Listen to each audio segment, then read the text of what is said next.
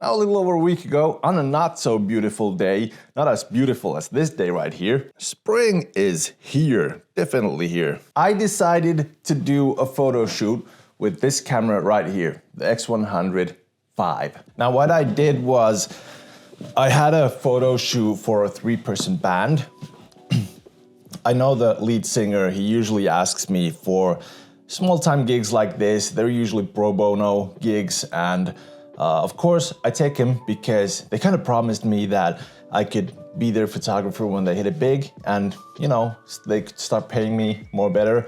So I'm not gonna turn down, you know, a deal like that if it comes true. And that's a big if, but still, if it comes true, not gonna turn it down. I'm gonna take the risk. Now, that's not the main reason because, of course, these kind of gigs, they're good for me. They're educational. They're their own experience, you know. And they're fun, they're really fun. Now, why did I use the X100V, the X100V? Well, it wasn't really my decision. Janne, the lead singer of that band, he messaged me that he liked some of the pictures that I used and I took during nighttime with this camera. I did a video about it too. So he liked those pictures and he wanted something like that for a promotional photo. And I was like, okay, I don't usually use the X100V for any kind of professional work. It's my go-to camera when I want to do videos, you know, for photography walks and try different film simulations, etc., and just take it around with me. It's kind of that camera, you know, that you escape to from everything else, from the video making, from the professional works and stuff like that.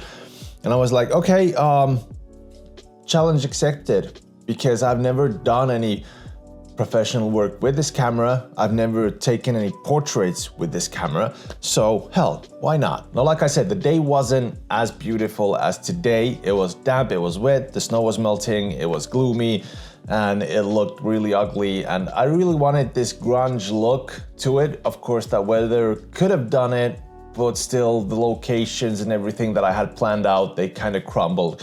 So we used a parking garage, or parking lot, whatever you want to call it. And I know it sounds kind of dull because people usually use parking garages and everything like that because of the moods and the lighting and the grungy look.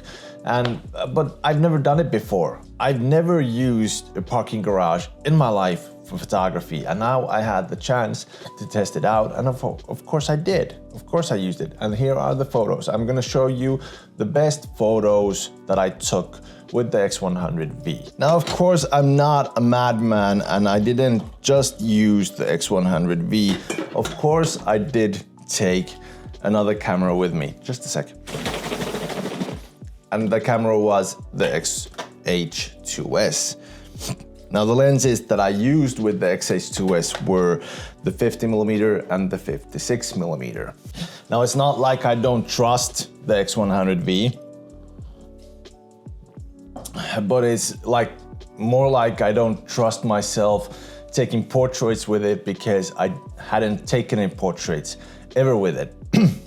Also, the lens that it has is a 23mm, that is a 35mm equivalent, and I kind of never use even that for portrait photography. I know it's a great lens. I know many of you think out there that the 35mm is a great lens for portrait photography, and I do use it. I use it for wedding gigs because I got two cameras with me. The other one has a 35mm for wider shots, and the other one has a 56mm or 85mm for, you know, narrower shots.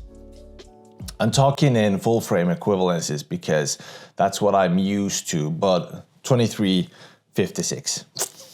So I did want some narrower shots too, and the 23mm, that's not narrow, that's kind of wide for my taste. Now, on these photos that I'm showing you, I have used my own editing and I have used some film simulation recipes that I used in those nighttime shots too.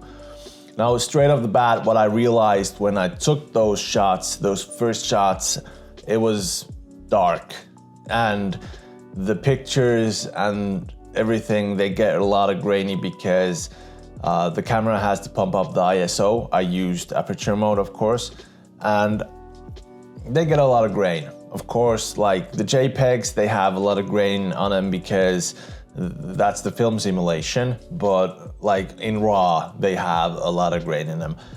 And well, of course, I'm the kind of guy who enhances the grain, accepts the grain because it's part of photography, and the grain has always been there. But still, if you want something that's clinically sharp and doesn't have any grain, then you don't use a camera like that. You use something with a wide aperture or big aperture, wide aperture, and you use a wider sensor or something like that. Or maybe you can even use an APS-C sensor. I use an APS-C sensor, so why not? They're as good as a full frame to me, so. All in all, those photos came out great, and the next place where we headed was a small pub just like a stone throws away from here. And there again, I started seeing that those photos, it was even darker there than in the parking garage, even though they had these big windows, but they had these big kind of like, you know, I don't know what they call them. They weren't blinders or anything, but still these kind of black curtain things on front of the windows, and the light couldn't get, so it didn't get in. And well, of course they had tungsten lights and they were really yellow, and there's that. So those photos with the X100V didn't come as I really wanted them to. I really liked the photos that I took with the X-H2S, and I'm gonna show you those pictures that I took with the 50 and the 56mm by the end of this video, because I just want you to see the comparison.